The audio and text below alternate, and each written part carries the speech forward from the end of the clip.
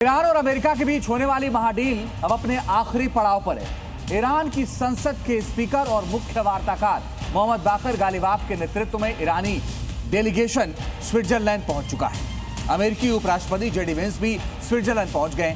लेकिन इस बीच Donald Trump की एक हुंकार और खलीफा के रिएक्शन ने दुनिया को चौंका दिया है। क्या है पूरी खबर, देखिए इस रिपोर्ट में। क्या ईरान और अमेरिका के बीच महीनों से चली आ रही तनातनी अब खत्म होने जा रही है?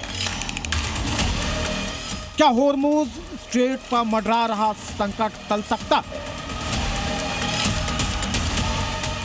और क्या एक नई शांति डील की दिशा में दोनों देश निर्णायक कदम बढ़ा चुके हैं? इन्हीं सवालों के बीच ईरान का उच्च स्तरीय प्रतिनिधि मंडल स्विट्जरलैंड पहुंच चुका है,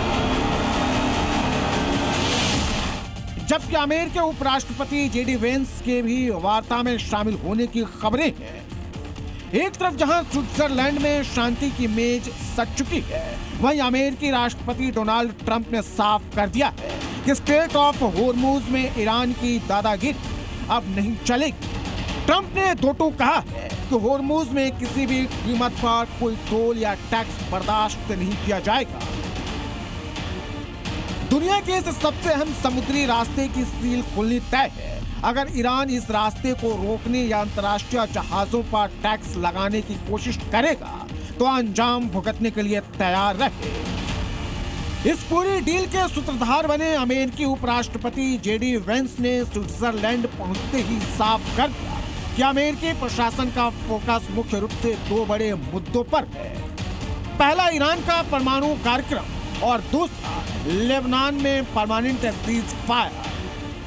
लेकिन इस कहानी में सबसे बड़ा ट्विस्ट तब आया जब पिछले दिनों सीज फायर टूटने के बाद वेंस ने अपने सबसे पक्के दोस्त इजराइल को बेहद सख्त लहजे में चेतावनी दे डाली। जेडी वेंस ने नेतन्याहू से सीधे शब्दों में कहा।